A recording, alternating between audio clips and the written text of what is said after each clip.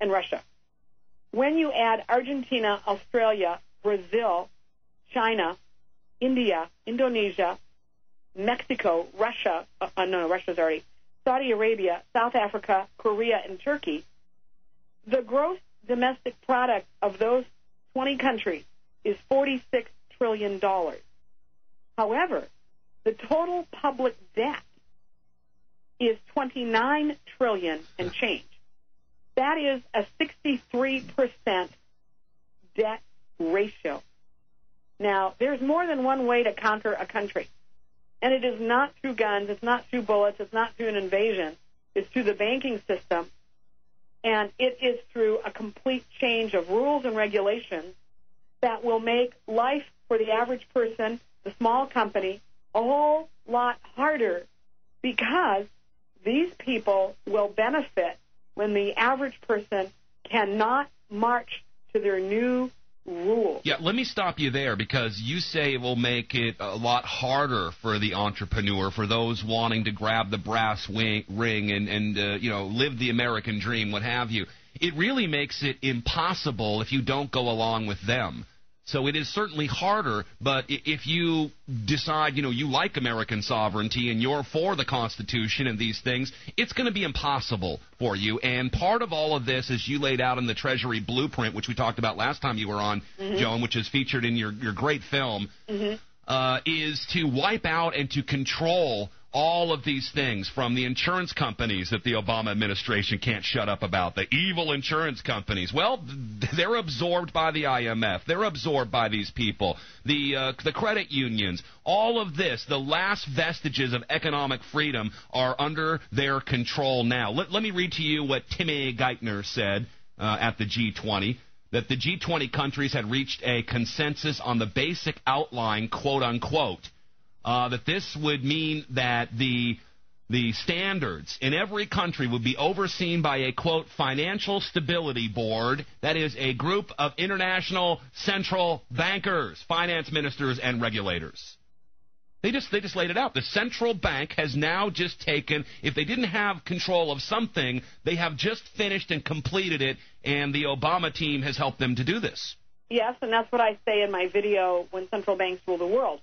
Let's talk for a moment about the Financial Stability Board. In London, they increased the financial stability. It was Forum before April of 2009. It was a Financial Stability Forum, and I was certainly very familiar with it. And then in London, they added the G20. They gave it great empowerment. And, yes, it is the global financial regulatory body that all the countries of the world will march to their tune. And I did not go. I hope I don't shock you. I would hate to be called an unpatriotic American, but I did not go to the Obama press briefing. I went to the press briefing given by the Financial Stability Board. And as soon as I'm able to transcribe it, that is one humdinger. And so I asked the president of the Financial Stability Board, do countries, will they be mandated to do this, or how does this work? Will it have to go through their Congress?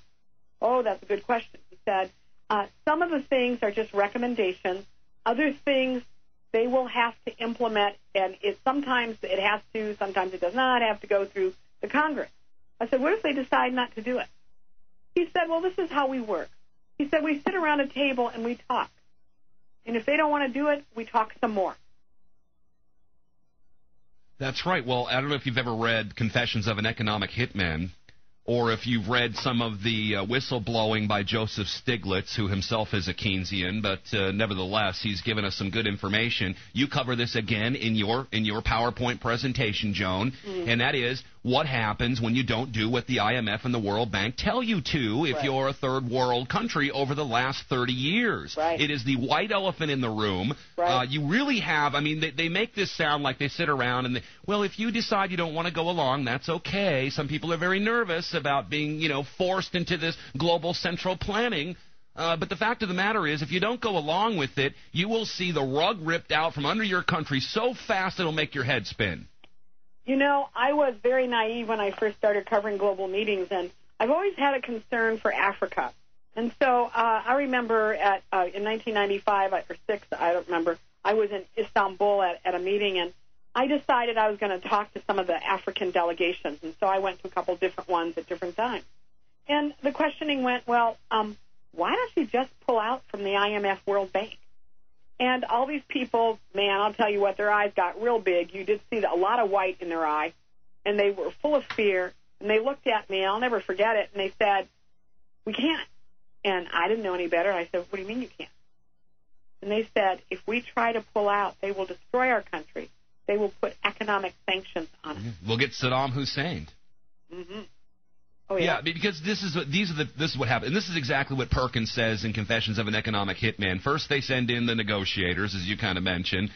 Then they send in the economic hit teams. And if nothing else works, they send in the jackals to take the guy out. Well, we just saw this in Honduras. That is, I believe, Obama's first coup.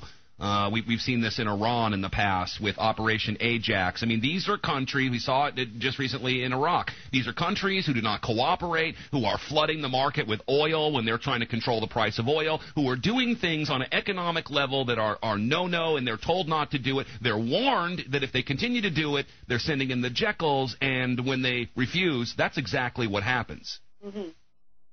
Well, you know, it's really amazing. One of my first global meetings, Boutros Ghali, way back in 95. And I said to him, can any country withdraw from the United Nations? And he looked at me and he goes, oh, of course. But why would they want to do that? And I'm like, oh, my goodness. I mean, you talk about no alternative. Yeah, look, the global mafia far surpasses the Italian mafia, the Russian mafia, the Japanese Russian, the Chinese mafia. Those guys look like Sunday school kids next to the global mafia. They absorbed the global mafia and have taken their place. You know, and I often make a little joke. I lived in a mafia area in New England called Federal Hill in Providence, Rhode Island, and you know, the mafia would come around the patriarchas and they'd say, look, you know, pay your protection money or we can't protect you. In other words, you're dead meat if you don't pay it. And you paid it, and guess what? Nothing bad ever happened to you again. Because you were paying the extortion money, but at least they were offering you the protection. Here, it's just an endless request for more extortion money from more extortionists, and no one is ever protecting you. Mm-hmm. And, you know, that's a really good point. You know, people say, well, Joan, what should I do? And my answer to them is this. We have now turned the corner in America whereby Congress is not there, not that they're not there physically, but they have legislated away all the protection that once protected you and me from the world, if you will, at large. There is no more protection. When you look at the stock market, the truth of the matter is you have so many program traders. These guys are buying huge amounts of stock in and out constantly when the market moves 2-3 cents. And they're making a lot of money just on a lot of shares moving 2 and 3 cents. Yeah. And so we have reached a point in time where the people who rule the world truly have total control. People say, well, you know, should I go in gold? Should I do this? Should I do that? And I caution people, we have entered a time, due to all the things that they've set in place and all the things that they've torn down, whereby they have the ability to control the value of everything. And so they can run gold up, and then something will happen, oh, my goodness, and gold will come down, and Joe Everett goes, oh, what a crappy investment, and he sells. Wrong. Okay, in the case of gold anyway. The truth of the matter is these people have perfected the agenda of rape, robbing, and pillaging. Hold on. Yes, you're exactly right, Joan. We got to take a break. We'll come back. We have about another 10-minute segment. I kind of want to get into what everybody wants, regulation. What does that really mean? And where did all this deregulation, this evil deregulation start? Oh, back in 1999 during the Clinton administration. And who are these change agents who are coming to save us? Joan Veon is with us. Womensgroup.org is her website. Stay tuned.